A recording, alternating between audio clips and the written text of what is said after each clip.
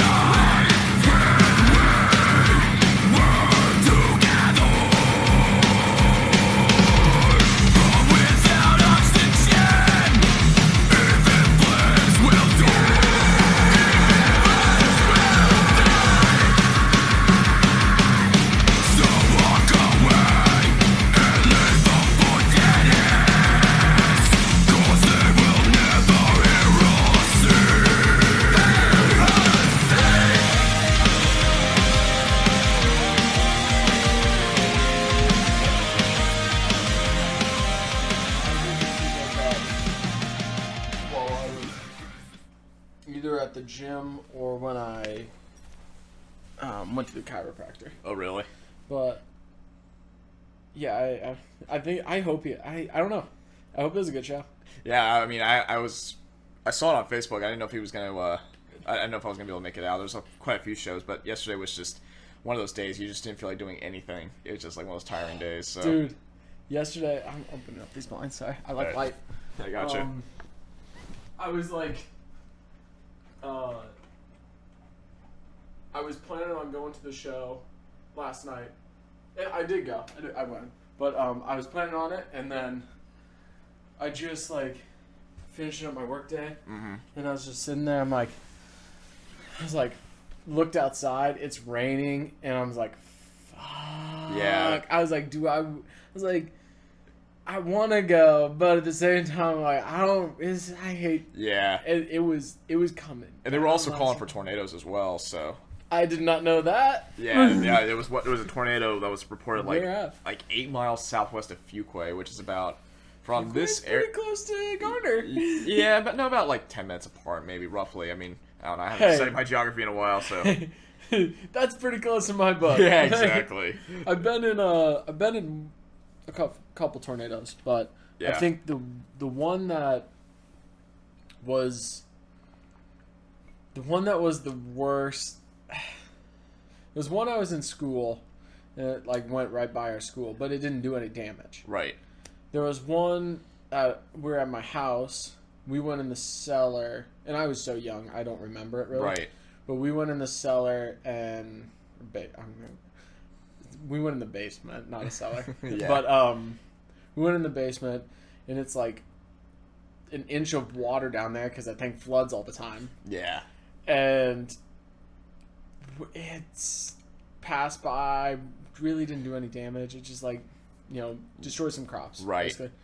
Then the last one I was in, I'm at work. Out of nowhere, this tornado comes in. It starts hailing, just demolishes all the cars in the parking lot. Oh, that's rough. Holy. I was fine with it. I got my money back on my car because it got totaled. I got my money back. So I basically, and I had bought the car 2 or 3 weeks earlier. Yeah. So I basically bought a free car. Because it drove fine. It was all hail damage. So it's all exterior stuff. I think the windshield got cracked. No, the windshield was cracked when I bought it, and I was gonna have to fix it, right? Right. But when the hailstorm came in, I was like, oh, it got cracked in the hailstorm. Oh, shit. So they were like, and I mean, the whole thing was totaled because it was just covered in dents. Right. They would have had to completely replace the body. Mm-hmm. Wasn't worth it. Right. I'm going to turn off my phone. Hang on a second. Oh, you good. I think all I had to do was, because I had to get the windshield replaced anyway. Mm-hmm. So I was doing that. I already had that like set up beforehand. So that worked. And then I had to get like a tail light fixed. It was, it was just the cover though. Right. It wasn't the actual light, it was just the cover. Just the cover. So I think my dad just like popped it out, fixed it. I was like, thanks, Pops. Yeah, there you go. That's the best way to do it. Best way to make car repairs is if your dad does it. Dude, I don't know shit about cars.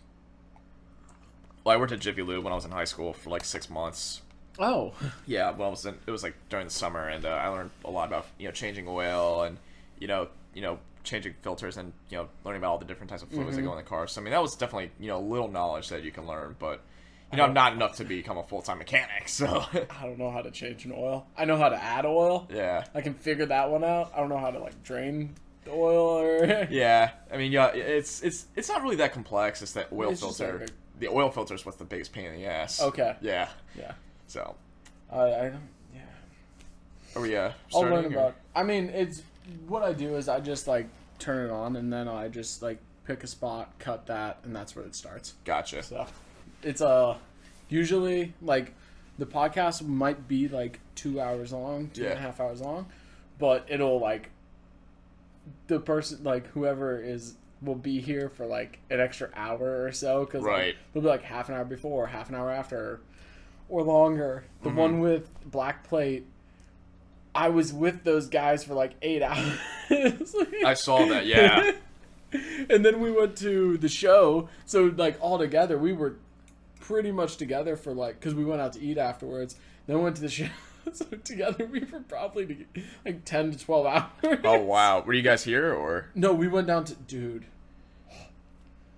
that studio is fucking awesome. Yeah, we were talking about it because I think we were down the road. I think either in late fall, maybe like late 2019, early 2020. I think there's talk about us going back into the studio. Yep. So we're excited, but we need to we need to accumulate finances first before anything. For a place like that, I'm assuming is. It's more than what it was with Edward. Yeah, I was just gonna say that. I would assume so. I mean, yeah. I mean, down the road, I would love to go record with Jamie King, but I mean, that's money right out the pocket, essentially. But yeah. I don't know exactly what their rates are. I don't know exactly how Black Plate does it. Right. I mean, I was blown away by that place, though. Yeah. I already decided. I was like, that's where we're going. Like, there you go. What are you guys looking? Are you doing like another EP, just a single? Probably we're I think there's discussion about a full album, but it depends on what we have in store. We're in the process of writing a new tune, and there's a few other things that we're trying to figure out, but that's what I want to lean more towards an album, and I told that to everybody. But I mean, we don't even know until we actually get into that time for us to record. Right now, the first thing to do is get Gavin and Kyle on board and play shows first. See how comfortable they are with the band, and I know for a fact they're dedicated already because we talked about it. But I want to see what it's going to be like because I'm excited to see what our future endeavor it holds with new guys. Yeah. So. How has like practice been going and everything? Practice has been going pretty well, actually. We're it's still twice a week. It's Mondays and Thursdays, and we've been basically now just still trying to get Gavin and Kyle comfortable with the songs because for the upcoming show, I don't want to spoil anything, but for the it's a preview. Yeah, pretty much, yeah. Show. But for the show, we're playing 4 out of the 5 tracks from the EP. Right. And then we're also doing Levitation and Blood and Fire.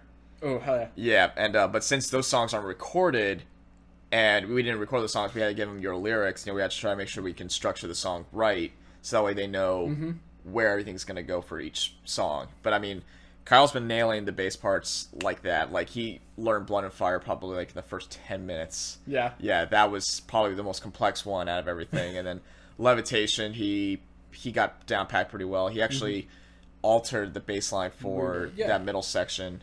And like that's one thing where I was like thinking about it, I'm like, I would never expect like Gavin to come in and try to replicate.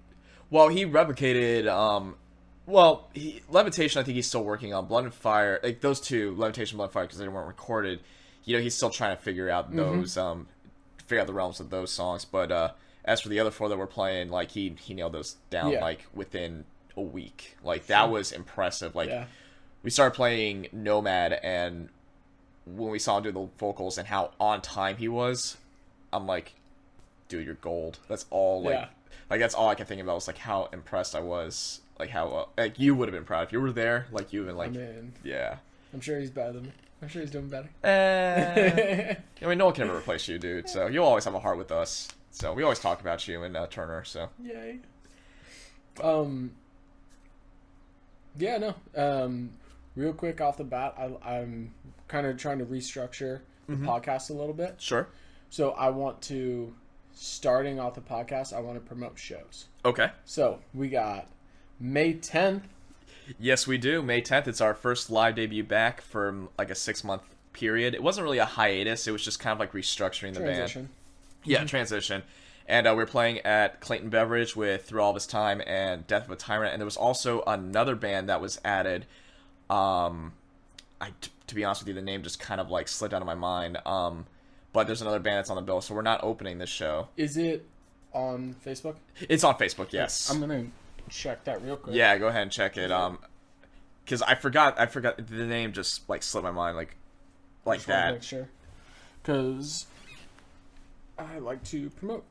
I understand, and we always like to promote, and that's what we're doing. We're promoting the hell out of the show because it's our live debut back, and we're actually really excited. I'm ready to be back on stage again. It's been too long. I kind of had that withdrawal, and now I'm just like kind of like ready to do it again. Like, I mean, I don't want to say it was like a nice break per se. Like, I mean, it was. I mean, like after the show in December, the last one with you guys, we took time just to kind of. I was about to say, I think we were all just tired. Yeah, we were tired. Like I took a week off from work and enjoyed the holidays, and then that's when we started auditioning people, and then right after that, like that's when like things started flowing back into me. It's like now I'm ready to go back on stage. It was like a nice break. Now it's time for me to go back on stage.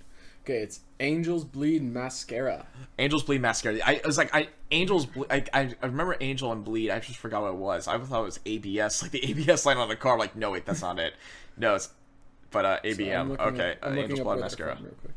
Angels Bleed Mascara. Yeah. Okay, they got nothing on them, so I can't talk about them. But oh yeah, dude, that's awesome. Thanks, man. Plus, it's nice not to be the first band. I know. I mean, when Aragon started, I mean that was when.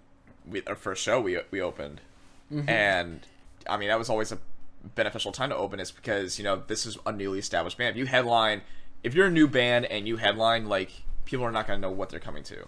That's why if you open with somebody that's been established for a while, that's what makes things click and makes things progress for you as a musician and in a band. And let's give a shout out real quick to Outlier. Absolutely. Let's give a shout out. Guys. Let's give a shout out to my buddies in Outlier. Now their album Taste the Blood is by far so phenomenal. I love the way it was recorded. I love the way the songs are structured, and Anthony Graham's vocals, they will just blow you out the water. Like the first time you hear it, if you're a huge metal fan, you like old school 80s thrash mixed with like a little bit of death influence, like it is maybe a little more than a little death influence. Okay. All right. Maybe I'm just kind of like saying the wrong thing, but you know what I'm talking about. Like, go listen to Taste the Blood. You will not be disappointed. They have 2 videos out, and one for Where It Ends and Pillars, and those are good songs. But, definitely listen to Outlier for sure. And the other band that was on that bill was Gates of Endor. Which, by the way, on the last one podcast, you were saying Outlier and Gross Reality. That was incorrect, and I was laughing. Did I? Yeah, okay. I laughed. Oh, was that the one where I was shit-faced? No, that was a different one. I was. So... Oh, maybe you were. Was it with Patty, Jeremy, and Wade? I think so. Yeah, I was. I died at that. That was funny. it was real bad. It happens, man. But I saw Patty and Wade last night. Oh, really? Yeah, we were rehashing that a little bit. That's funny. That's great. They doing good? Dude, through all this time played with, it was the Discoveries Fractured Frames. At Kaboom, right? Dude, Discoveries killed it. Through all this time, killed it. Who was it? No Devil of Dawn. Have you? I've heard of them. Yeah. I think we played with them. Did we? Yeah, we played them in Selma. Oh, okay. Yep. I remember. Kind of hardcore. I really enjoy it. I've been listening to a bunch of punk lately, so I was like really enjoying it. And then, Primordial Tides from Greensboro. I've heard of them too. They didn't have there's no vocals. So they're instrumental. Their harmonies and like just their guitars were on point. That's the thing. Like that's what I love about songs. Like, I mean, vocals obviously one thing, but if you listen to the instrumentals of the music and you listen how well they're structured and how on key they are, that's my favorite part. It's like listening to it. I can pick out like the harmony of how they're doing it, and it just sounds flawless. Like, if you know how to write a song like that and you're an instrumentalist band, if you're an instrumental band, like that's how like you're gonna like. I'm trying to figure out how to say this. Sound good? Yeah, I guess in a way sound good. Yeah. I'm speaking too fast. That's my only problem. I speak way too damn fast. But Fractured Frames from Asheville. One, they drove like 4 hours in the pouring rain, so that was kind of cool. But they were, I hadn't seen them, so they kind of blew me away a little bit. That's awesome. Like, hell yeah. Anyway, let's start with Florida. Oh my goodness. Well, I guess when I was living in Florida, when I was really young, my brother and my dad were guitar players, and they wanted me to take up guitar and be a musician like them, and I had no interest in music whatsoever. I was your like usual comic book geek and video game geek, which I enjoy those things still today. But my interest in music really didn't start until my brother was in a garage band when he was in high school, and when he went off to college at in Orlando, he lived with his drummer in this kind of like townhouse apartment type place, and there was a drum set in the living room, and that was his roommate's drum set, who was the drummer of his garage band. And the drummer wasn't there, but I asked my brother, can I try the drums? So I hopped on, I just started playing, and believe it or not, I kind of had a little, I guess in a way, I didn't even realize this until now, but I guess I had a little bit of musical skill, because the first thing I ever did was play the drum intro to the song Wipeout. And that's when I became so infatuated with the instrument that I begged my parents for a drum set that Christmas. And sure enough, Christmas, I think it was 2003, I was 11 at the time, that's when I got my first drum set. And so when I started playing the drums, like my parents got me lessons, those just didn't last long, but I started really playing, and I kind of wanted to get a little more heavier, because also back then I was really interested in rock and metal at a very young age because of my brother. So I started listening to Metallica, and I also fell in love with this band called Fear Factory. Oh yeah. I was listening to one of their songs on Sirius XM, and I wanted to start learning how to play double bass drums. So I went to a local little music store in Cary when I moved up to North Carolina, and I got myself a $50 double bass pedal. It was like this cheap knockoff Gibraltar pedal. And looking at it back then, it was not the best quality pedal, but it did help me learn the fundamentals of double bass. So I got myself a double bass pedal, and I expanded my cymbal setup, because the drum set I had was just this cheap $200 drum set you could buy like at Walmart or something like that. It only had a hi-hat and this crash ride cymbal. So I expanded my cymbal setup, and I started really getting into drums more. But when I was in high school was when I first joined this band. It was with a friend of mine. I haven't spoken to him in a while, but his name was Andrew Soper. He was previously the bassist of a band called The Death in Me, and they used to tour like all over the place. Ooh, okay. And unfortunately, things just kind of happened in that band. I decided to leave, and throughout, it was like mid 2009 to like 2011, so like 2 years, I started jamming with other musicians, and they just weren't the right fit. Like I wanted to like play with somebody that I know was going to be perfect, so I kind of took a break, and I went on Craigslist one day and I just said, you know what, I want to try again. And sure enough, when I went on Craigslist, that's when I met the original guitarist. And I'm going to withhold names just for privacy concerns. I met the original guitarist of Thrashcan.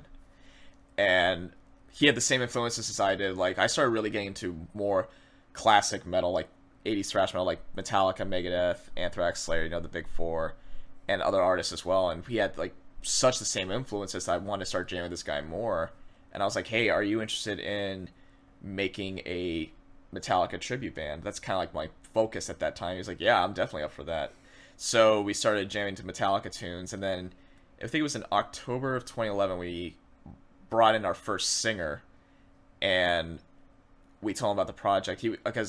He was classmates with my guitar player in college, so we brought him in, and he started learning the songs, and he nailed them. But he couldn't sing as high as E standard, so that's actually why we tuned down to D standard, so that way he can hit those notes. And that's the tuning, like, basically we all fell in love with.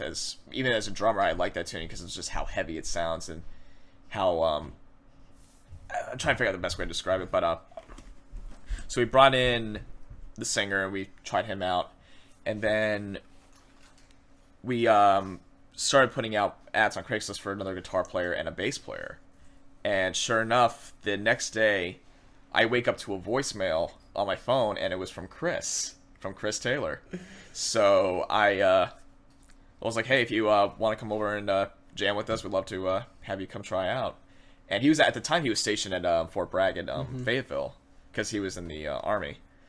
So we brought him in, and we started playing all sorts of Metallica stuff, and he showed us what he can do as an instrumentalist. And then we were like, you know what, hey, why don't you just be in the band? And just started writing super catchy riffs. Yeah, exactly. Well, that didn't start until, like, much later. I'll get to that. But then, about a month, we were still on a search for a bass player. I had a friend of mine contact me saying that she knew a bass player that she went to with in high school. And she brought him over to...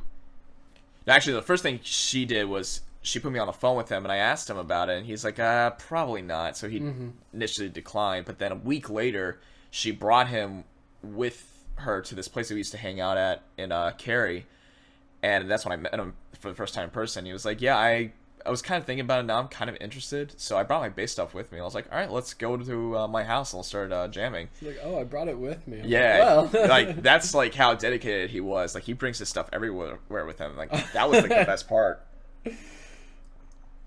So we brought him in, and he learned all those songs in a week as well. Like, basically a week's time is like the best duration for anybody to learn something that quickly. And you're still doing covers, right? Yeah, this was Metallica. Yeah, this was still strictly Metallica tribute band. What was the name at this point? We didn't even decide a name. Okay. But actually, there's a funny thing about the name. Now, I would not recommend doing this now. I mean, I'm 27 now. This is back when I was like 19. Yeah. And we were all at my guitar player's house, and the guitar player's cousin was older, so he was able to buy us alcohol. And so we decided to have a little party and get a little wasted. And Tradition. I was just sitting there on his couch, and we were like, I think we were watching something, and I just like stood up. I was like, I got the name, Thrashcan. And everybody was like, yeah, that works. And they were all laughing because, I mean, I'm a lightweight, like 2 shots of vodka. I'm like tipsy. So I was already trashed at this point. Everybody else was so trashed. We were all just laughing. So the name's just stuck. And we thought about changing it like once or twice, but, you know, it's a unique name. We wanted to be unique bands. So that's why the name just stuck. And then it was our first show.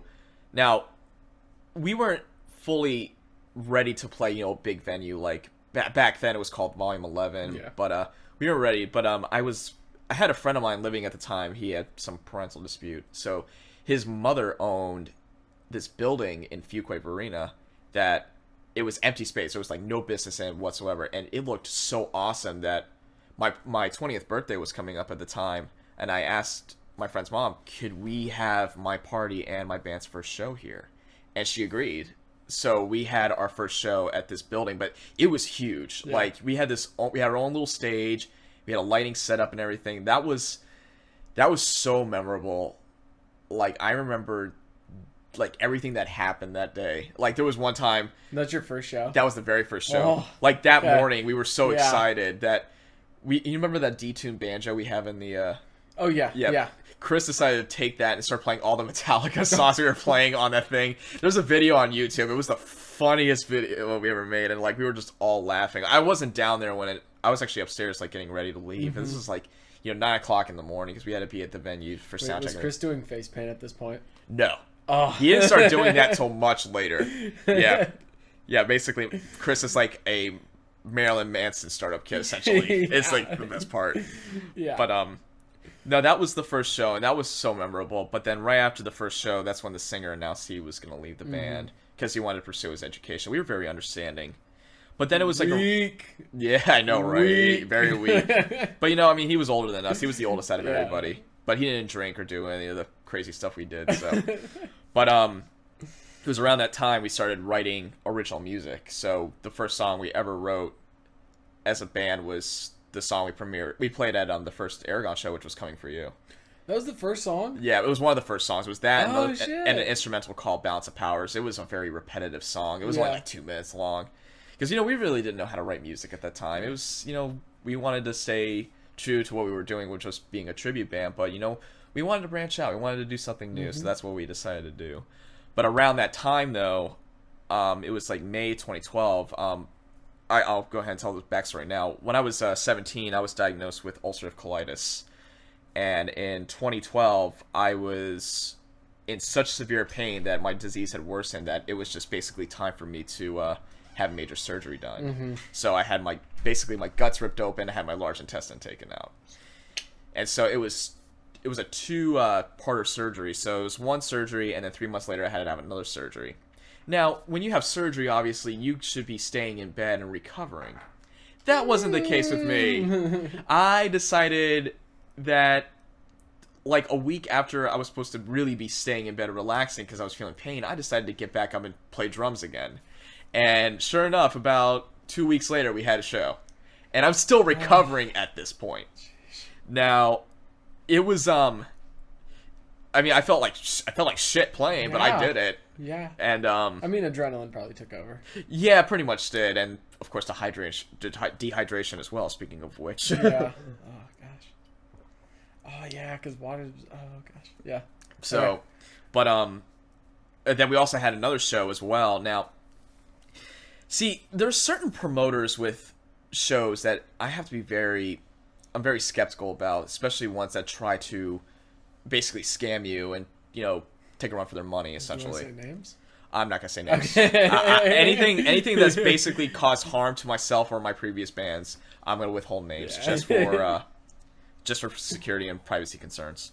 But this promoting company, this was a Battle of the Bands competition. Oh, I think I know who this one. Yeah, and this Wait, was what year is this? this was 2012. 2012. Okay, how far? Like, how many shows have you guys played? Where were you guys at? This was basically like the third show. Oh, okay. Yeah, because we okay. played one show in February 2012, and then we kind of like took time just to kind of rewrite everything. We weren't really ready to be playing real shows at this point. Still playing covers? Yeah, Or... it was a few covers, and we had like I think one original. I think it was the Balance of Powers instrumental. Okay. So this Battle of the Bands competition, this whole thing was rigged, and I'll get more into that later. But it was basically all these bands. We had to basically sell tickets, and the amount of tickets you sold was your place on this competition, and we were second to last. So we weren't a co-headliner. We were like second to last of this other band, and I never liked this other band. These guys were just the real biggest assholes I've ever met in my life. It was bad. So so we got onto stage and we played the show, and we had the best crowd reaction. Like, we could tell we were basically going into the finals, which we did, but this other band basically set up the whole thing with this promoting company. And when it came time to play the finals, this was in August of 2012. At this point, I'm getting ready to go into my next surgery. So, it was the finals, and the grand prize was $500 and I think some recording time at a studio, and the other second prize was $100, which we got. We ended up getting second, but we knew the whole thing was rigged because the headlining band basically, I don't know what they did. I mean, this is just, we're just throwing this out there. We don't even know what exactly happened. But we also had decibel meters, too, on our phones to record how loud we really were, because that kind of determined the winner. Yeah, yeah. We basically won. It's so, I mean, something like that is so subjective, though. It is. I mean, where you, like, if they're using one where their fans place, where your fans place, where, because, it all depends. Where's the reader at? Yeah. And if they're not using one, it's totally...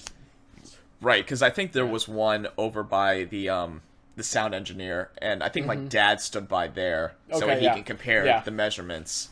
And my dad basically said we won.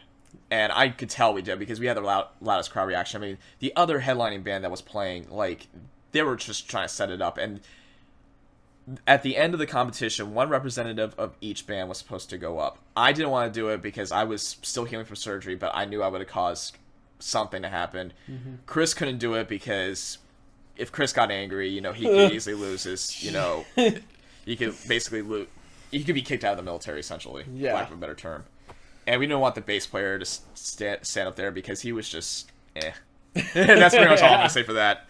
So, but the guitarist kind of like peeked through the envelope of the winner, and because you could see the light shining through it, and it was just hollow. There was nothing in there. We think that they took the grand prize and put it at the bar, because there's people left and right just going for free drinks. They could have done that, or they could have just, I mean, like, if something did, they could have just cut a deal beforehand where they're just like, hey, you don't even need to get the money.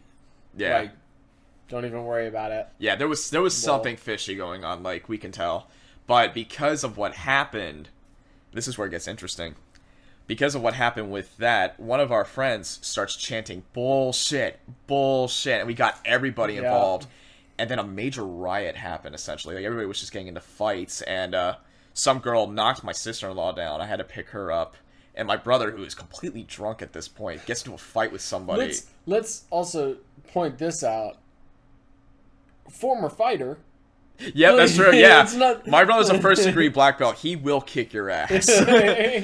I mean, I know he's my brother. So my sister-in-law got pushed down, and some other guy was fighting with my brother, like verbal. It wasn't physical, but when he told my brother basically to shut the fuck up, that's when I got in it. I'm still healing from surgery at this point. I don't mean to be repeating that, but that's basically the contributing factor. And so I get into this guy's face. Now you're looking at a dude that's like 5'4", and a dude that's like 6'3". I'm the one that's 5'4". But, I have a temper. I will, if you piss me off, I will get in your face. So my brother and a security guard comes to try to get me away from this guy because I'm ready to go at him. And they hoist me up in the air. And I'm still yelling and everything. And my dad's not a videographer, he's a television producer. And he had his camera so he could record the whole, the whole show. And this is kind of like a running gag with my dad and my mom whenever my mom used to go with my dad to shoots. Basically, if something were to happen, he would throw his camera bag at my mom. And when that happens, there's something wrong. So when my dad threw his camera bag at my mom at the show, she was like, oh God, what now? And then all of a sudden my mom sees me hoisted up in the air. And then they put me down. But because of all the adrenaline and everything that's happening, I was becoming so dehydrated, I ended up passing out. And I had to go to the hospital by ambulance. Trying to keep JP out of jail. Yeah. And everybody was like so worried. Everybody started crying and they were so worried about me. And the big dude that I was fighting with, he comes outside and he starts laughing because of the fact that I was on the ground. And everybody's like trying to go after him. But, I was knocked out unconscious at this point. And so I got into the ambulance. I woke up in the hospital. And I was like, what the hell happened?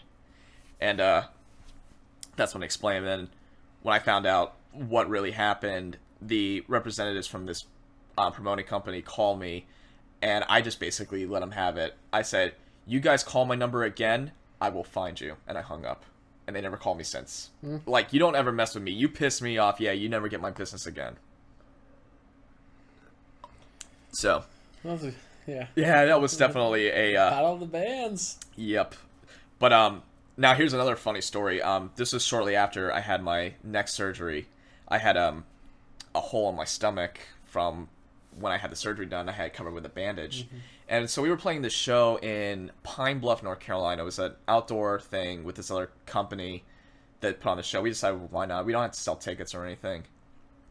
At least I don't remember if we had to or not. But it was outdoor. And this is September, and it's still hot out, so I'm shirtless, and I've got this bandage showing. And so everybody's coming around asking me what happened to me.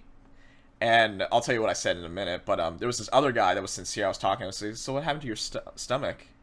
And I was like, you want to know the truth? You want to know what I've been telling everybody? He's like, I want to know the truth. So I told him the story about how I had surgery. And he's like, so what have you been telling everybody? I got shot. Yeah. I mean, if you see this bandage, it looks like a big-ass bullet hole on your stomach. Yeah, you're going to tell everybody you got shot. It's either a stab or a bullet hole. Yeah, and you're just out here playing shows in the blazing heat. I mean, why not? So that was basically the beginning of Thrash Can. It's a good start. It's yeah, a good way to start it. Absolutely. All the events that happened, me getting my stomach ripped open, a fight at this venue. Yeah, it was a lot of fun. So, Thrash Can, did you say it's lasted 5 years? Is that right? Yeah, the whole band lasted about 5 years. It was mid 2013. Chris announced he was getting ready to be deployed out of the country. So we had to find a replacement guitar player. And I have a really good friend of mine. You know him, Will Lopez. Oh, Will's awesome. Will is a phenomenal guitar player. Real quick, shout out to Will. Yes. He might have some music coming out. Yes, he does. I mean, I know for a fact. But follow him on Instagram. You'll see him playing his guitar. He's got a 7-string, and he plays flawlessly. I've heard his stuff, and he and I jam all the time. He is an incredible guitar player. And that's how I knew him, was from that guy, Andrew Soper. He was playing in that band. He was playing in another band at the time, and that's how I met Will. And Will at first was really wondering, do I even like this guy? And sure enough, one time he actually hung out with me, and we've been brothers ever since. So we've been that close. So we hired Will to play guitar for us, and we played all these different shows with him. And then it was actually, I remember this one show. It was quite a few shows actually with Will that was very memorable. But the first time we ever played in Greensboro, which was at Somewhere Else Tavern, the late Somewhere Else Tavern, I should say. We were on our way, and we stopped in Burlington to eat at Steak and Shake. Now, food for thought. Don't ever eat a very greasy meal before you go on stage, because you're going to feel like dog shit. You're going to want to throw up. You're going to want to shit your pants is what you're going to want to do. Exactly. And yeah, that's how I felt, because I'm on the drums, and I'm sitting down. I could easily shit at any time. And I'm just like, oh, please let the show be finished. Please let the show be finished. I gotta shit so bad. And then you gotta run across. You gotta run to that McDonald's. Yeah, exactly. Yeah, don't ever shit. Yeah, don't ever shit. Yeah, don't ever shit at Somewhere Else Tavern. Well, yeah. You go across the street to McDonald's. You start playing that guessing game. Yeah. The guessing game, you're like, is this a fart or is this a little bit of brown? And that happens to me all the time, especially with David, because David's always farting. Yeah. I'll get to that later. But, so, the final show we did with Will didn't last in the band much longer, because he wasn't really sure how he was really going to take it, but, well, he's also way more into, death metal. Yeah, thrash wasn't really metal. His thing, which, we respected, and, I mean, I'm still, I'm always talking to him left and right. But, the last show we did with Will actually was at the Lincoln Theater. This is the first time we ever played at Lincoln Theater. Yeah. Yeah, this was October 2013. Now... Were they playing a lot of local shows at Lincoln there then? Yeah, and they still will sometimes. You just gotta get with the right people. I mean, they don't really play locals. Yeah, not much, but it'll probably They had one. Who is it? Valley. Yeah, the Valley show. I wanted to get to that. Unfortunately, for those that I'm friends with in bands, I try my best to get to your shows, but I'm a very busy dude working a full-time job, running my own business, and now in 2 bands. I'll get to the second band here a little bit. Oh yeah. Yes, and I want to get out to your shows as much as possible, but at the end of the day, I'm basically like a 50-year-old. I am just ready just to go to bed. But I try my best to get out to all shows as possible. But I mean, the Lincoln Theater show was kind of was a risk taker. We had to make sure we could really get onto that show. So was it ticket sales or no? I was really good friends with this I forgot who it was. It was a promoting company, and I actually know it was another show that I'm talking about, but no, there was it was a promoting company, and this is a show we did with Itla. Oh, okay, yeah. Yep, and the guys I asked the company, hey, can we possibly get on this show? And they said to contact this guy named Mike Guin, who was the one that was kind of like running the show. And I contacted him. I called him, and I basically described the band. This is on a voicemail, too, so he didn't actually pick up the phone. I described the band, and I was like, we'd like to play the show. Please let us know if we can. And gave him my number and everything. And I was like, he may call back, he may not call back. I was at work at the time, too. I was working, I was a manager at a video game store at the time. And I got a call about 5 minutes later from him saying, you guys are on. I'm like, jumping for joy, so excited. Like, my boss is probably looking on the security camera like, what the hell's he doing? So I called the guys in Thrash Can. I told them, hey, we're playing at Lincoln Theater. And so that was like the best, that was the best moment right there. I was just like so happy. At the same time, though, I was diagnosed with rheumatoid arthritis in my SI joint, so my leg was like kind of like all wonky. I couldn't even really play drums if I wanted to. I mean, I forced myself to do it. Yeah. But prior to the show, we walked across the street to that ghetto McDonald's to go get dinner prior, and I was hurting so bad I couldn't walk. I had to have Chris carry me a block away from the venue to the McDonald's back to the venue. And because it was in so much agony. Thank God, I'm doing well now, knock on wood, but it's much better now. But back then, like, I was like trying my best to stay stable, but then as soon as I got done, I was like, I can't walk, I can't move. Over, yeah. Yep, so I had to, that's when I hired Kenny Reynolds, who's actually now part of Aragon's managerial duties. He was the roadie at the time, and he's still the roadie of Aragon. I was like, you have an SUV, you can carry my gear. I got a bad back. It was bad. So, but at the same time, when we played that Lincoln Theater show, that's when things were kind of like, yeah, it was interesting, because it was quite... Was this about a year and a half in? Yeah, this is the same Lincoln Theater show I was telling you about. Yeah. Yeah, this was October 2013. It was... oh my God, I remember this. So... This is the one where, like...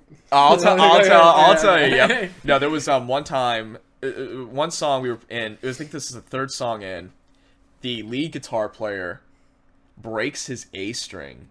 And that's a very important string on a guitar. Yeah. And he only had one guitar with him. He didn't have a backup, which was the dumbest thing to do. Always have a backup guitar. But I mean, this guy was always, shredding and everything, playing hard. And so he would always break strings left and right. So, yeah, you snooze, you lose. But that was a key string. But the funniest thing I remember was, now this is when Will was still in the band. This is the final show. Will has very long black hair, and he loves to headbang. Oh, yeah. And my bass player loves to flutter around like a butterfly on stage, so he's always moving around with that big ass bass of his. Will's headbanging and the bass player's bass.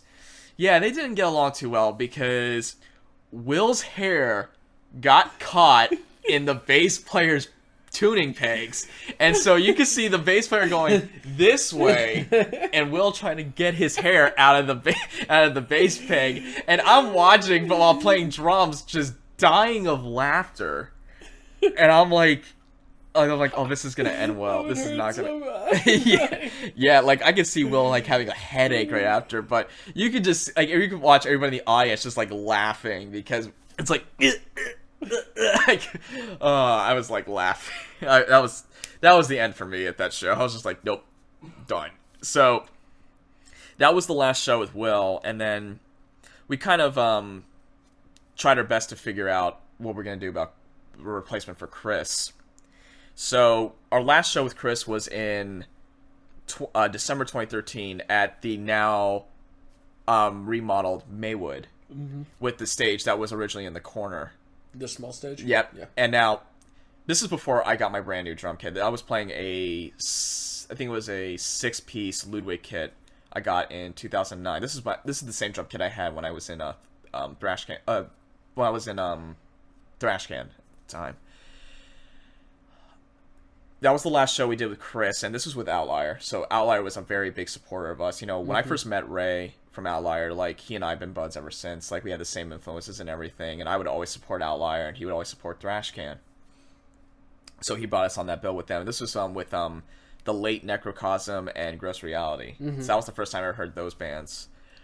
And when it came time for us to really find a guitar player, you know, we auditioned a few people, and they just didn't work out. But one night I was at dinner with a couple friends of mine, and our waiter gave us our check, and he's like, if you can fill out that survey, I get a free steak dinner.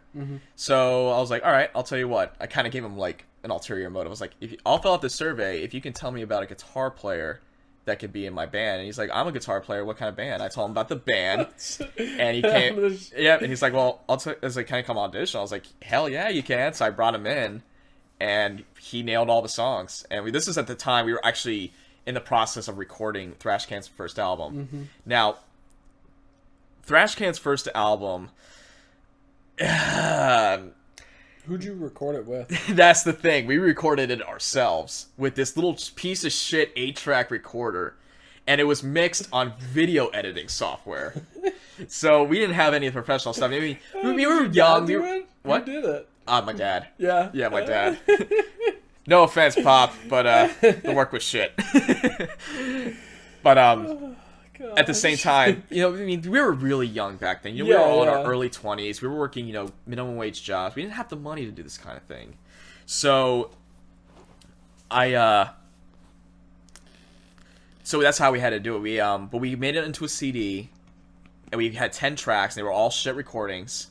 And one of the songs on there was Coming For You, and all the songs on there were basically really good tracks. Like, there was like one or two I really didn't favor, but, you know, for what we had in our discography, that was beneficial to us, because, you know, those were the songs that we created. We were proud of it.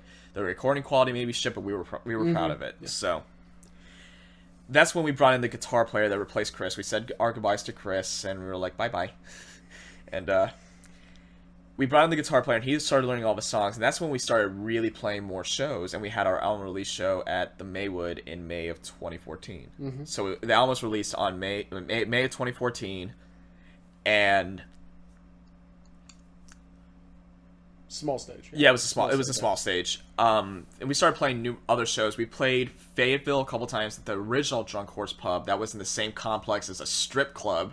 I mean, Drunk Horse is a strip club. Yeah, well, I mean, there was a bunch of other strip clubs in that area. That place used to always get busted for drugs and all other malicious activity. Fayetteville. Yeah. From what I've heard, Fayetteville. And we also played our first show at the Late Rock Shop. And that was that was an amazing venue. I loved that stage. We played there twice with Thrashcan. It was this metal fest that they had back then. It was all these different bands. We loved hanging out there. I miss it. I wish Rock Shop would have stayed open. Unfortunately, things just happen. So it was so everything was fine, and then we started recording our second album late 2015. Okay, so about a year. Yeah, it was about a year in. We were ready to start. All new songs? Yeah, all new songs. Okay. All new material. Cool. We were set to. We were recording. We were in the process of recording, but that's when things kind of went awry. But also, wait, going back, I forgot to mention this. We actually played Lincoln Theater a second time, January 2015, and we actually headlined that show. So that was our first headline experience at Lincoln Theater, and we packed that place. That place was packed to the brim. We played one too many songs, I will admit. We played, like, I think 15 songs. Remember when we played Maywood and we played till 1:30 in the morning? Yeah, but that's because you guys kept chatting up a storm. I'm sorry. That was not me. Someone named Chris decided to keep playing, and I'm sitting there like, dude, I'm done. Yeah. Stop it. Well, yeah, okay, well, in a way, we were all kind of at fault for that. We were. But we'll definitely get to that later. They were pissed. Yeah.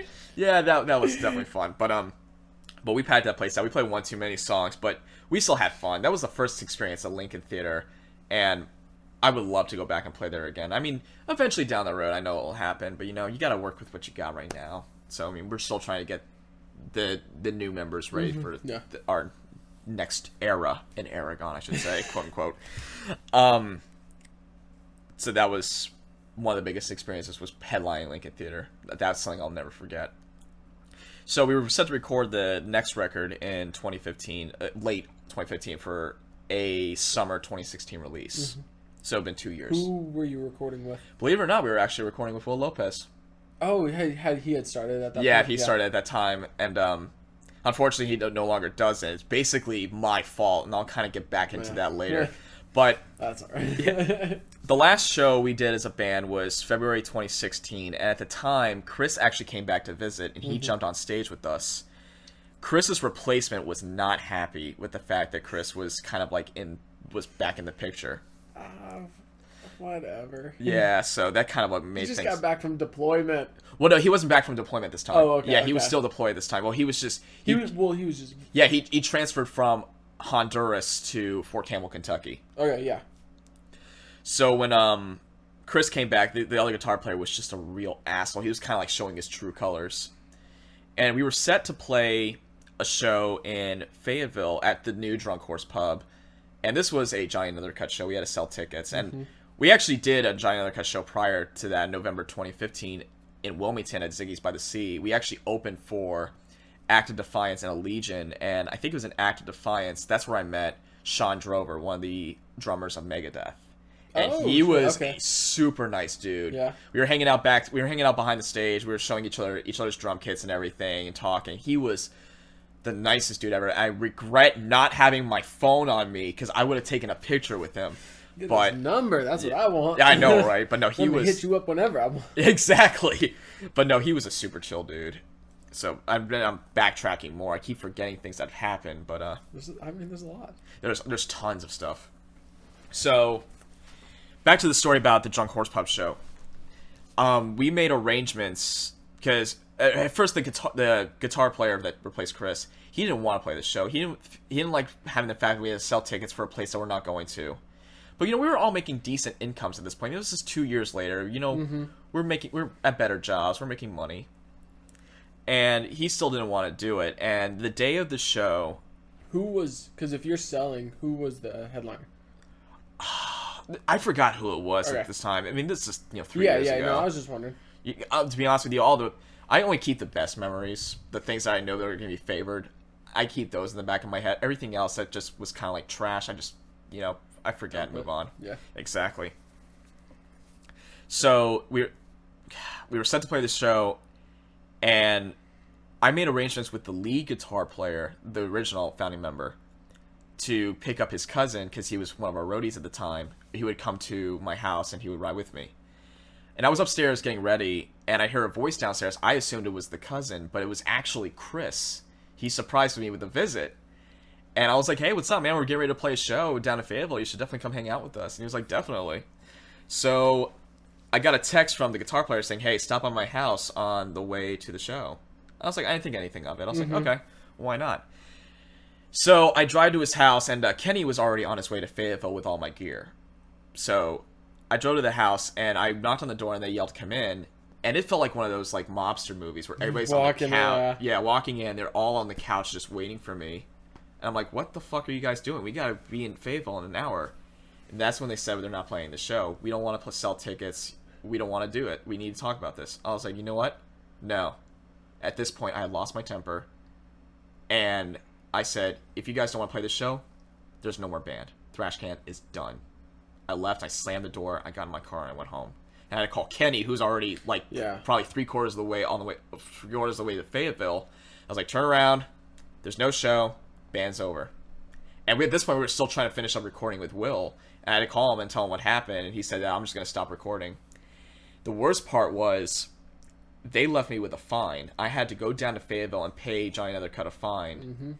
And that's when things were rough. I was, at this point, just about to lose it. I was depressed. I was upset. Chris was kind of like a miracle saver. It was like a miracle. He was like a lifesaver at this point. He said, I'm going to be out of the military in a year. Find me new musicians, and we're going to start up a new band. I was like, deal. I was like, you know what? This is time for me to begin a new chapter. I'm not going to work with a bunch of idiots that are going to leave me high and dry like that. So how long in between Thrash Can and Aragon was it? It was about a year. Okay. I started jamming with new people, and they just weren't the right fit. And there was this other guitar player I brought in, and with this guitar player, that's how I met Turner, because he came in and jammed with this other project. And dude, can we tell the story about how I tried out for this band and got rejected, and then tried out for Aragon and got accepted? Yes, no. And it wasn't because of me. It was all because of that guitar player. It was all him, because he was just an arrogant douchebag. Like, it was, it was so funny when I was trying out for Aragon, because I messaged you, and I'm like, oh, hey, and I was like, because originally I had talked to, the guitar player. Yeah. So I originally talked to him when I tried out for the other band, and went over, practice, did practice whatever. I had never used a microphone before. I remember walking into your basement and be like, I don't know what the shit I'm doing. Yeah, I mean, and I could see the guitar player's face, like, kind of like, yeah. He was just being, he's being his cocky self, essentially. Well, I 100% get not putting me in the band. I couldn't, like. I wanted to continue having you, continue, but because of his attitude and everything and making you leave, I was like, you know what?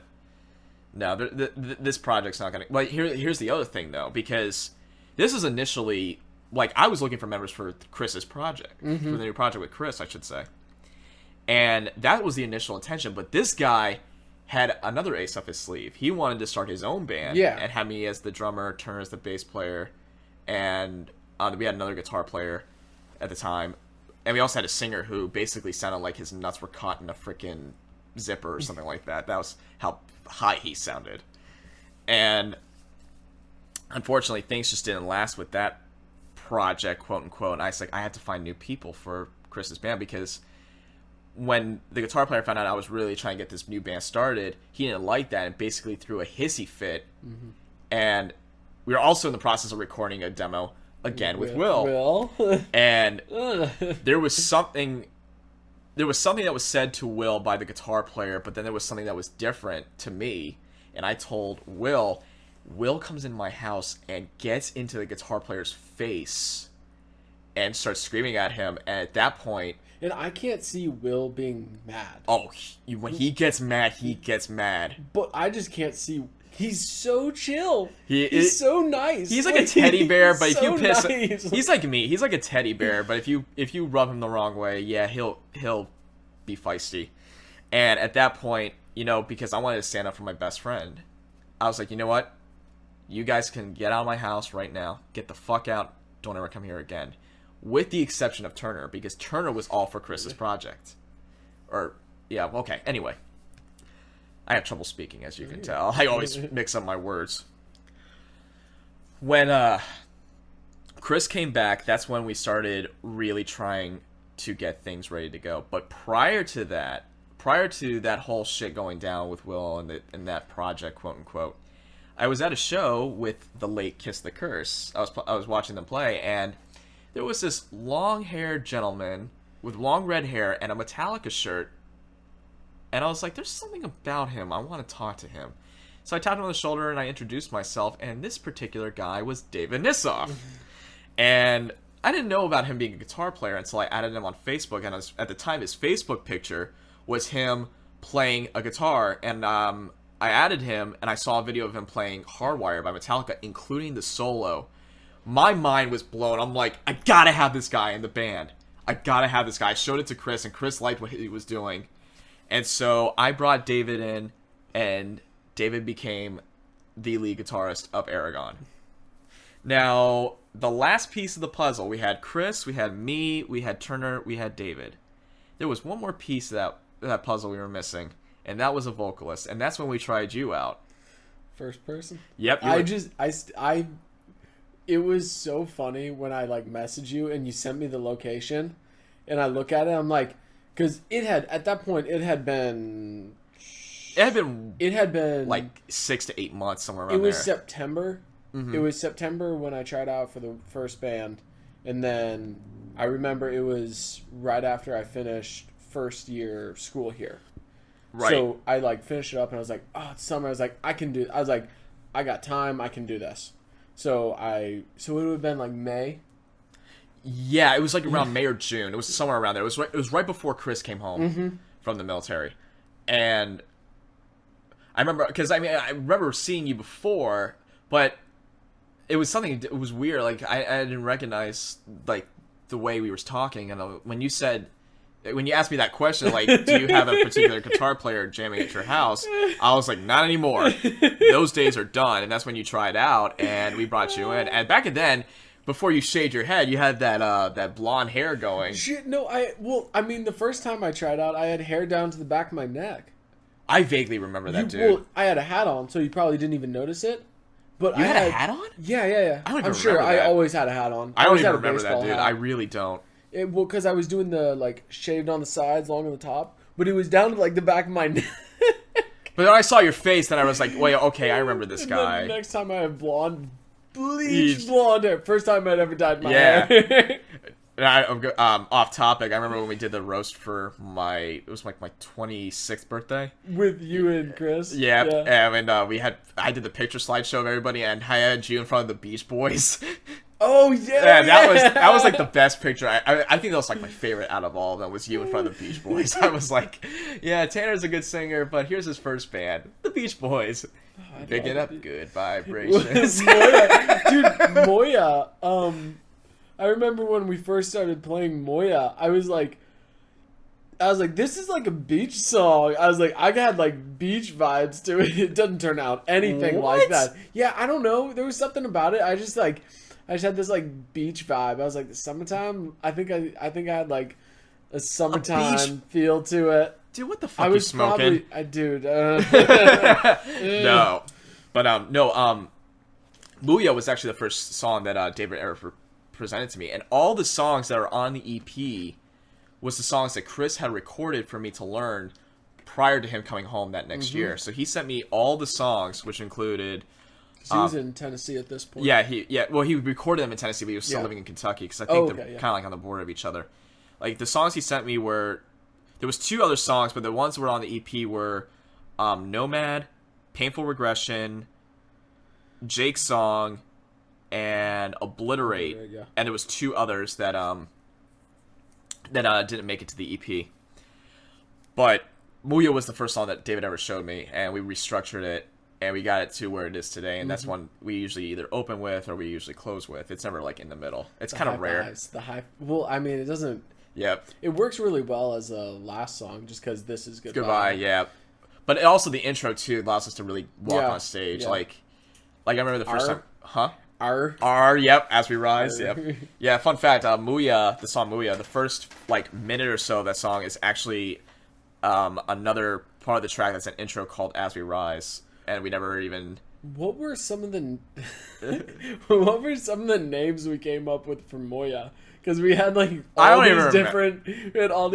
Like, I don't even remember, dude. I just remember the one show we did at was a Wall of Sound. We made fun of the names for a little bit, like we called Painful Regression, Painful Arthritis, because I'm like, back. Yeah, and we called Obliterate Obligation. that was hysterical. Just renamed all the songs. Yeah, we did. We were just having fun at that time. But no, there was something else I was gonna say too. I remember we did. I forgot what it was. I forgot where I was going with for this, but David showed me Muya, and then we had the other songs as well. But then, I remember when we had to figure out the name for the band. Yeah. Yeah, because we were sitting outside. No. That was the initial name, but then we decided to come up with different names. And David, we were on our Facebook chat, and David started naming names, and one of them was Aragon. He said, I like Aragon. I was like, wait a minute. Aragon. If you named just like the book and the dragon. Yeah. Well, we split the name in two. Era, and then Gone, and add an E at the end. It's kind of like a continuation of my musical career, and I didn't want to make it about me, but we're bringing in Chris and bringing in new people that we've, that have never really been on stage with us before. Like, this is a new era. It's the end of one era, the beginning of another. Aragon. And the name stuck. And I remember when we agreed on the name. Because, the other name I think we came up with was, like, Collision. And I'm like, that doesn't work. So, but that's how the name stuck. let's see, where were we at this point after the band name? Like, we were trying our best to. I would have joined. I came in like right after that. I think. Really? I feel like that's what. Maybe. Okay. Yeah. I think so. Yeah, I think this was. It wasn't too long after. It was April 2017. I think that's when we came up with the name. I mean, I vaguely remember. I mean, this was years ago, a couple years ago, I should say. But we brought you in. We had you try out the songs and everything.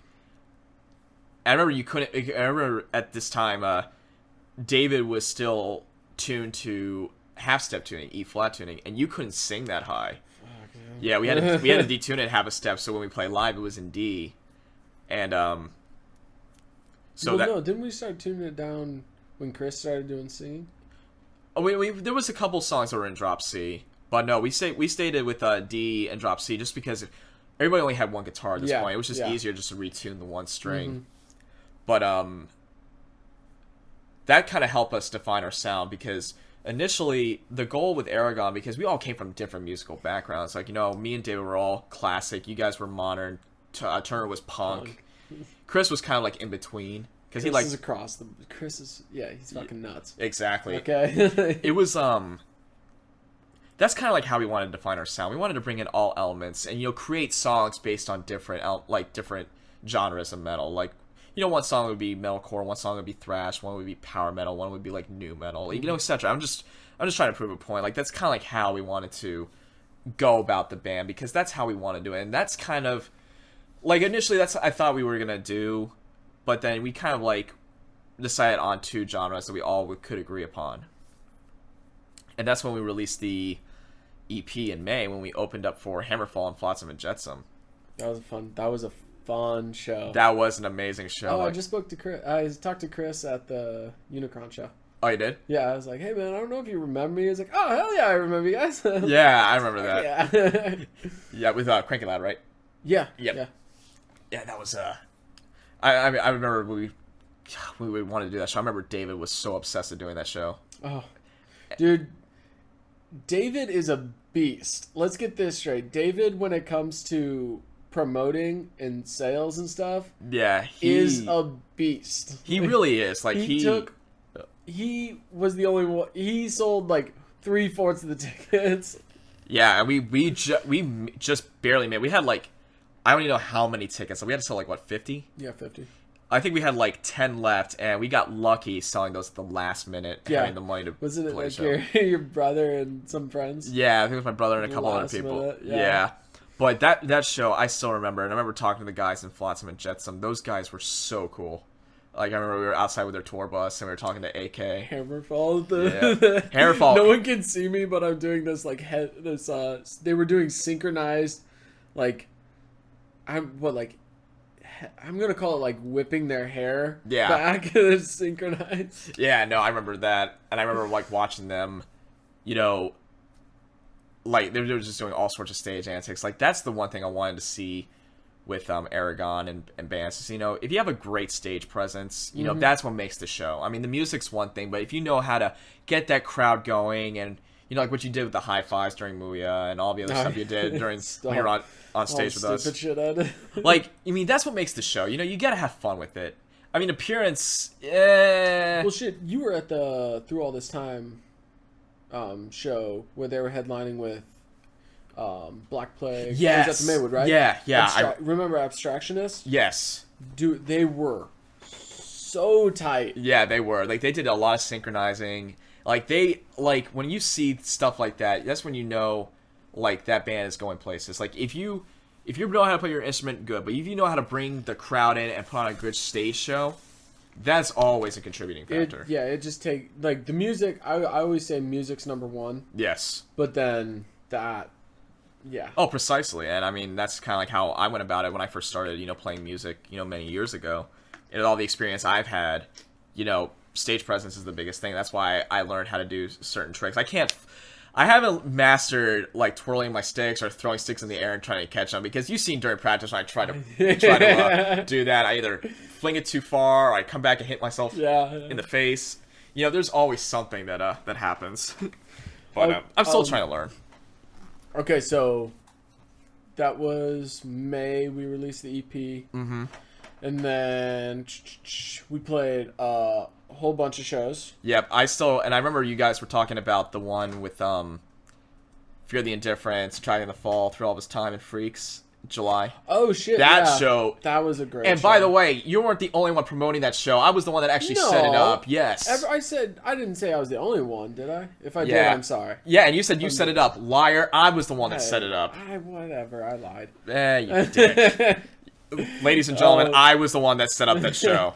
Anyway, I feel like that was definitely one of the I think that one, I enjoyed that one more than the Hammerfall show. No, I agree. I mean, you don't forget though, it's always a slim chance you get to open up for somebody famous. You know, Flats and Judgment has been around for a while. I mean, that's what made it so enticing to me. But no, I agree. I mean, that show was a lot of fun. I mean, it kind of sucks what happened with the timing and everything. We didn't go on until much later. Like midnight, you mean? Yeah, but that was because there was something with the first band that happened. Oh yeah. Well, I mean, it's happened multiple times where they'll like push the start time back. Yeah. And when you push the start time back, and then it takes forever for bands in between sets. Like, I have a whole thing where I'm like, I just want everyone to play out the same shit. I just want to, of course, I am not a drummer, and I know no drummer wants to play off another person's kit, but I just want you guys to play off the same kit so we can take 5 minutes in between sets and get going. I mean, I have no problem. I mean, here's the thing about being a drummer. One thing for sure. If you set up your kit a certain way and you become used to it, you know, that's the way it should be. If you make the most minor adjustment to that kit whatsoever, it's going to fuck you up. And that's what happened to me. When I made one adjustment to my kit, I felt like I couldn't play. Mm-hmm. So I have to make sure my kit is set up the exact same every time. That's why I'm so skeptical of playing on other people's kits. Like, I knew there was an exception when we did the Hammerfall show, because I played on 100 Crew's kit from Mecha Bowl. And that was a nice kit, by the way. I love the acrylic kits. But it was different because, you know, I didn't have the secondary hi-hat to my right. You know, I didn't have a china to my left. You know, it felt... Dude, I couldn't hear shit. Yeah, no. The acoustics for that was just... It was bad. All I could hear was Chris. Well, all I could hear was... I could hear you, and I could hear Turner. I couldn't hear Turner at all. Really? No, Turner was blaring. Like, you could hear his bass. But that show in July, that was definitely fun. And no, I agree with you. If we had the opportunity to use other people's kits, like, I'm very, like, I don't mind people using my kit, but, you know, I just have to make sure everything's good. But I don't want people using my pedals. Those pedals are sacred. You know, I mean, I play with the Trick Pro 1V Bigfoots, and that was a pedal I invested in wisely in 2016 because previously I played with Tama Iron Cobras, but because my double bass skill and my drumming skill got more advanced over the time, I needed something that was going to be a little more reliable and allows me to play more consistent. So that's why I bought those, and that was a good investment on a tax return. Well, plus, I mean, pedals is an easy changeover. That's not a big deal. Yeah, I mean, actually, sometimes yes and no. Depends on the manufacturer of the pedal. Like, it's kind of hard to describe, but with a traditional pedal, like, the one thing about the pedal is the spring, because that allows you to change the tension of how, you know, how strong you want it to be and how fast you want to go. With my pedals, instead of having the traditional tension spring on the side where you have the little nut and you have to pull it down to make the spring, you know, harder to hit, mine has a big knob on the front of the pedal that you can just turn, and that increases the spring tension. That was the biggest thing for me. And when I first got the pedals, I had to really get adjusted to them. Well, it was like 2 days in, I was playing left and right. I would not stop playing drums after I got those pedals. So, but that's the thing though. I'm very skeptical about my equipment. Like, if people are going to be using it, like, they need to be careful, because my previous kit, I have people play, including Chris. Chris would love to jam on my kit. He would wail on the shit and, like, almost break my sticks or crack my cymbals. You know, I'm very... Chris hits hard. Yeah, he does. In a lot of ways. But, no, he... that's why I'm very skeptical about people using my stuff. But if it's ever a case like that... I mean, yes, and, you know, if you need to make certain adjustments, you know, just put it back the way you did. I had to make markings on my stands and my cymbals and everything, make sure they go the exact same way every time. And that's why if there's someone needs to make an adjustment on something, if they're using my kit, they need to set it up that way, but put it back. So that way I'm not straggling to, like, be like, what the fuck am I doing here, you know? No, that was just something I know it's a very unpopular opinion. Yeah. But I was like, we played multiple shows where like the setup and tear down in between, you'll lose a lot of people in between that. And because I also had this thought last night where at the show I was like, shit, you know what? You should have a fucking stand-up comedian hosting this shit. Some funny-ass dude who is just running bits in between sets. Yeah. I was like, fuck, that'd be a good idea. Yeah, like, it's really funny because, Spencer and the dinosaur. That was outfit. great. At Kaboom, that was funny. I give Spencer, I think it's Gilmore. I think. Yeah, I want to say Gilmore and Gilmore. So sorry, Spencer, if you're hearing this. I don't want to mispronounce your name, but when you did that, when he did that dinosaur bit with the costume, that was amazing. That was a Halloween show too. Yeah. So when he did that, that was phenomenal. I remember I have a picture on my phone of you and Nick dancing. I remember that. That was okay. I still remember that. I thought it was funny because I think it was during that 3-piece band. That was that punk band. Not those dogs. Yeah, those dogs. Those dogs are awesome. Yeah, it was during their song, one of their songs. You guys started dancing. I have a picture of it on my phone. That was hysterical. I was laughing. I was like watching you guys. I was just like, I was like doing the Peter Griffin laugh. So, but Yeah, no, but anyway, so that would have been summertime. We did really push shows. Yeah, we were did. Really pushing. Yep, and then I think it was around mid-August, early September is when you guys decided that you were kind of just not feeling it anymore. Like, just like, it was just different musical styles. it was just time for you guys to move on to bigger and better things. And you know, I'm gonna be honest with you, not to get emotional here, but it really hit David and I really hard. Yeah. Like, you know, we weren't sure. Like, I went home, I was just kind of like thinking, like, what am I gonna do now? You know, I put this band together, and when things like that happen to me, like, I take things a little seriously. I mean, I'm autistic, to be honest with you, and certain aspects of my life, if I know things aren't going the way I really want it to, it hits me. But you know, I mean, being more mature now, and you know, now 27, it's like, you know what, maybe I can just figure out what I can do. What I gotta find the right pieces to make this work. And that's when we played we played a few shows throughout the latter part of 2018, and then we did our final show, which was the Christmas show at Maywood with Nova Mortis, and I think it was Through All of Us Time. It was the Twice for Todd show. That was a fun show, and that's when we did, for the second time, we did a cover of Irresponsible Hate Anthem by Marilyn Manson. Oh yeah. That was fun. I remember doing that. That was a lot of fun. We also did that when we opened for Doyle. Oh yeah, we did. Yeah, we did that. Yeah, we did that because we did that with Obsidian Darling, and I forgot the other people that were there. But Doyle though, man. Black River Township?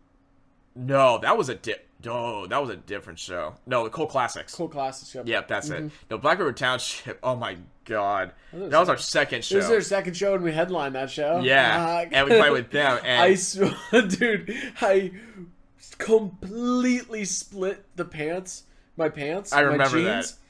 That. I just split them right down the crotch, and I was like, I guess I'm just gonna own up to this. So I just like lifted my leg up and show everyone. I'm like, hey, I split my crotch, everyone. And one of my professors was on here. Her and her husband were there. Oh, that's crazy. No, I remember when I was in Thrash Can. This was a few years ago. At the time, I was working at Sweet Tomatoes, and my boss and I became really good friends. And he came to one of our shows because he was a huge metalhead at the time. I remember I was doing my best not to go all crazy and being drunk in front of my boss because I didn't want to because at the time I was kind of like drinking on stage, but I want to become, you know, so plastered to the point that, you know, my boss was there and like I'm acting so drunk I had to be straight because I didn't want to have to go to work the next day and be like hungover, be like play a little too hard. I'm like, don't get in my face. But no, that was so when you have people like that there at your shows, like people like that don't usually come, but you know they're important, like your professor or your boss or something like that, and you try your best not to embarrass yourself, yeah, something's bound to happen. Oh, I mean, I didn't. I was so, because I'm so, like, I mean, I played a show shirtless, the one where we painted. I always play shirtless or a wife beater. Well, yeah, I mean, painted me. I remember that. That was fun. I remember because I gave you the last bit of what I had in blacklight paint that was green. Yeah, because it was St. Patrick's Day. Yeah. That was the show we did with Sean Moore filling in for Hell yeah, Chris. go Sean. Yeah. Oh, so- this is a good Yeah. transition point. yes. Let's talk about a new. Wait, no, Sean is sorry. No. Sean and Sean- David. Sean and David are part of a project called Morio. Mm-hmm. And that's Sean Moore's band, and Sean was one of the original guitarists of the band. I think it was called Black Fall or something like that. Black Flag? No. Not Black Flag. Black Wall. Black Wall. Yeah, it was Black Wall. And no, Sean is a phenomenal guitar Yeah, player. yeah. Like a very genuine dude, and he knows his stuff. And we talked to him a few days ago, and he actually ended up injuring his hands. So he hasn't been able to play for what did he a do? while. He didn't say. He just said Okay. he just had an injury. I was going to ask him, but we didn't have time. So, but no, he's doing pretty well. You know, he's trying to get Morio out there, Mm-hmm. and he always helps us out if we ever need him. So he's always kind of like on call Yeah. essentially. But one of the other things is and I'll get into this in just a second. But Gavin, our new singer, he is also a guitar player. Yeah, who is his band? His band is called Komodo, named after the Komodo dragon. Okay. Yeah, okay. and they're not. I mean, when I first went, I thought I didn't know what to expect, but they're actually really good. And Gavin is a phenomenal guitar player. That really helps, doesn't it? Yeah, it does. Like they're really good. And that's where I met a guy who's in a few other projects. He's in one band called Enigmatic Path. I can't even say that without a straight face. Okay, yeah. Yep, and his name is Chris Acker. He's a really nice dude. Really enjoyed talking to him, and he's got a great voice. And he plays bass in one of those other projects I saw, and he sang in Komodo with David, or not David, sorry, Gavin. Yeah. So going to that show, I met some people, and that's actually I saw Sam Kushner from Mecha Bowl at that show, and he and I were talking. Okay. Yeah. He asked how you guys were doing, and I told him about what happened. He's like, "Do you guys still communicate?" I'm like, "Yeah, I talk to Tanner and Turner all the time." So, but no, it's good that we have the new members. So after we played the Toys for Tots show, we took some time off to kind of just to spend the holidays with our families and just kind of take a little, I guess in a way, a little break from music. And we started doing auditions shortly after the new year. And we put out an ad for both the bass player and the vocalist, and we got quite a few messages for the vocalist, and including one that I think you're gonna laugh your ass off about. And but we tried them all out. We tried them all out, and they just didn't work. And well, actually, we didn't really try them out, to be honest with you. I don't even know why I said that. They basically messaged us, but they never got back to us. There was only one person that was reliable, and that was Gavin. And Gavin was the one that really showed his stuff. He did everything. He learned the songs within a week, and he even did the woes in the chorus of Painful Regression, which you refused to do. Yeah, hell no, I'm not doing that shit. Yeah, he actually... One, I couldn't hit the notes. Two, I needed a time to... At some point, I needed to breathe. Yeah, that's true. That's why you should have gotten Chris to do it or something. Yeah, because Chris was the backup vocalist, and so was Turner. Yeah. But so we had Gavin, and he learned all the songs, and he just nailed everything. And then there was time to find a bass player, and we put an ad out on Craigslist and everything. We put on Facebook. We got a message from what looked like a girl's profile. Wasn't it? Yeah. Yeah, it was from a girl's profile, and we didn't know who this girl was. And it was actually a guy using his girlfriend's profile. Oh, that's right. You were still connected to the Aragon page at this point. Well, no. I was talking to Kyle the other day. Yeah. So when you had the party. Me and my girlfriend's joint birthday party. Yeah. It was actually Kyle using his girlfriend's profile, and we brought him into audition. We gave him all the tracks, and we even gave him the bass tracks that was recorded with Edward, and he learned them all. We showed him Blood and Fire. He learned that. We showed him Levitation. Does he play guitar too? I don't think so. I think he's more of a bass player. I mean, I don't know. No, I was just wondering. I felt like I saw a video. I think where he was playing guitar. I think he might have played guitar. I mean, to be honest with you, I don't remember. It looked like he was playing Chris's guitar. That's Yeah. I think it sounded like a new song. Yeah, no, he was using Chris's. It Okay. was one practice where Chris wasn't there, and he was using Chris's guitar. That was the new song we're actually working on right now. And I was like, hell yeah. Dude. yeah, no, you're gonna like it. It's kind of like it had a mix of what was that one? I forgot the name of that song. Damn it. Ghost the Unknown. It's kind of a mix of Ghost the Unknown, but it had a little kind of a faster beat to it. That's the newest song we're working on right now. We hope to premiere it by May 10th, but there's going to be a slim chance that it may not because we're still really trying to work out the kinks of the song. But Kyle though, he's been on tour for a long time. He did a lot of stuff, and we were honored to have him part of the band. He knows his stuff. That's what made him so amazing.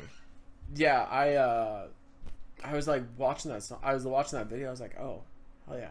And I could because it's hard to hear vocals whenever it's a practice space. Yeah, because no one's got a good PA system. So, but that's not true. Shut up. Well, I'm just saying there's no way to get good vocals at like a practice space. Like, right. It's just not. It's just not feasible. Yeah, us. No, I you know what? I agree. You know, because I mean, everything's overpowering the PA. I mean, the guitars, the bass, and the drums.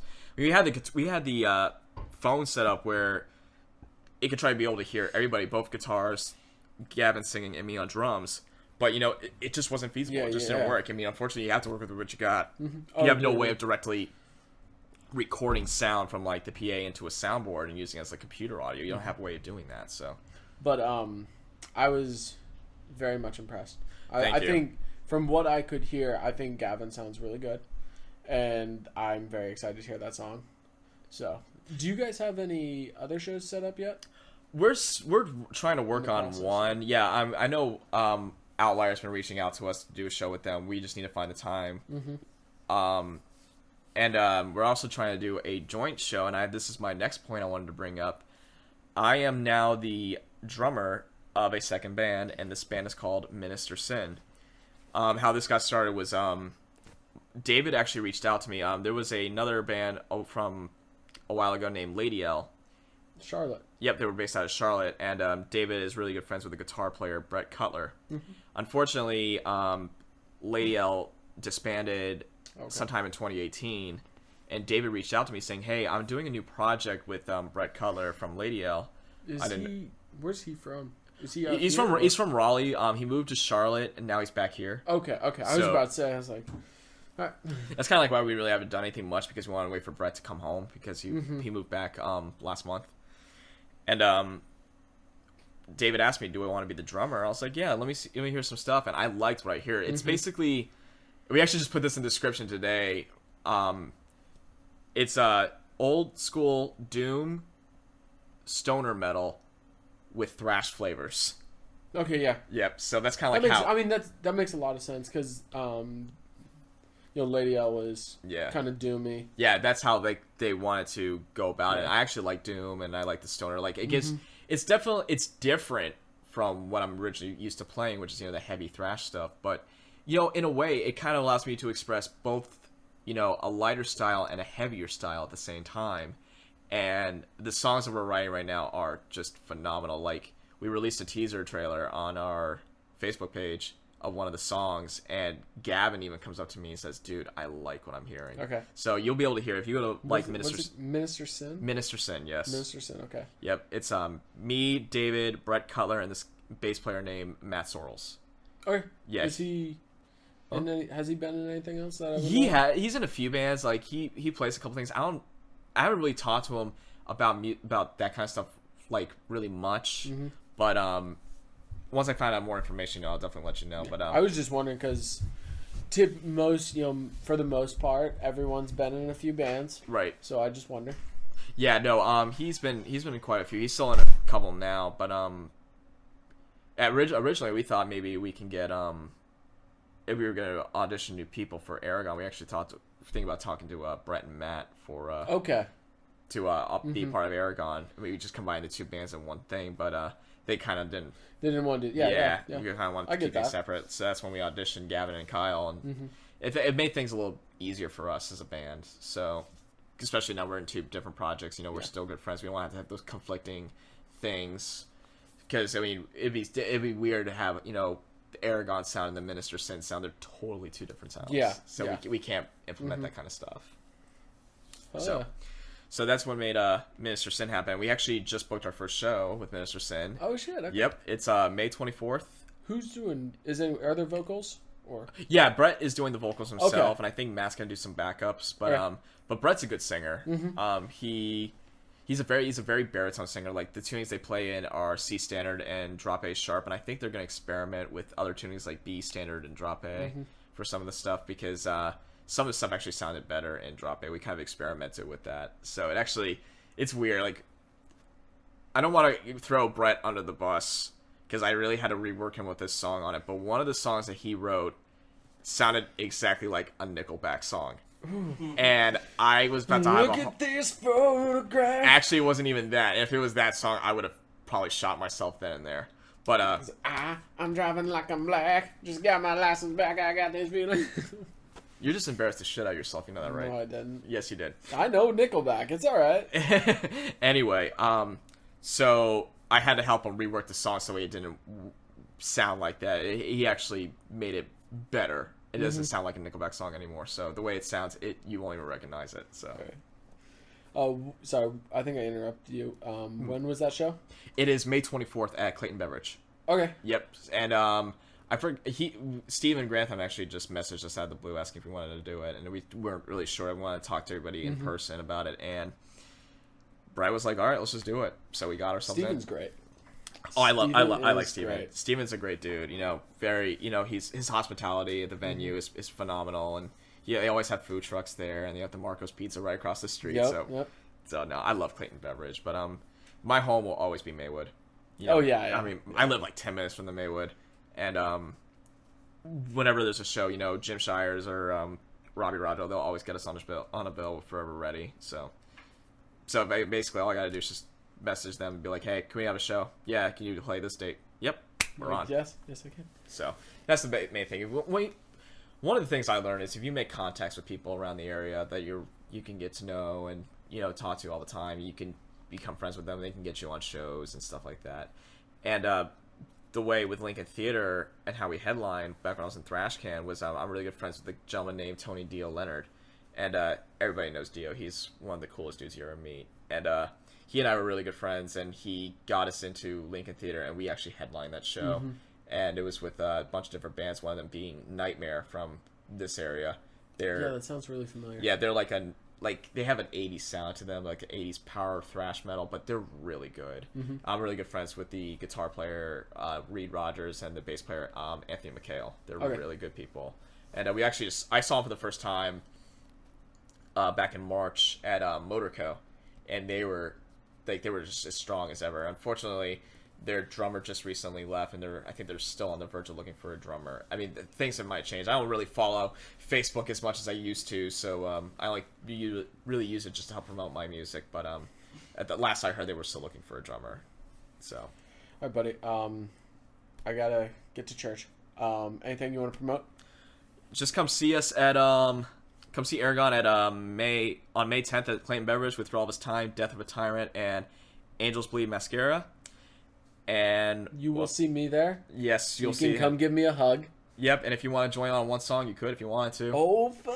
Yeah, if you wanted to, man. And I'll try to get Turner out there. Maybe if he wants to strap on his bass, he can. They have, I think him and Still Searching. I think they have a show that night. Oh, do they? Yeah. Oh, man. Because because we were talking about it, and because we were like, oh, you're going, and he was like, yeah, and then he got told by his bandmates that they have a show that night. Yeah, and he's exactly. Like, all right, never mind. That's crazy. Oh, man. Well, I think. I gotta Don't take my word. I think. And have it. Well, Outlier has a show the same night too. Oh shit. Okay. Yeah, so it's like all these conflicting There's things. another. Oh, There's fuck. so many damn shows. There It's was just like, another show that night that I was like, I was like, oh hell yeah! I saw it on Facebook. I was like, interested, awesome, or got invited or something. yeah, no. And then I had like looked at the date and I was like, double check this. I was like, yeah, that's the exact same night as the Aragon show. Nope. Yeah. Yeah, you got to come out and hang out. Oh, I will be. Yeah, I mean, if I could be at Turner's show too, I definitely would. And Outlier show. There's just May 10th is a very spectacular date for shows.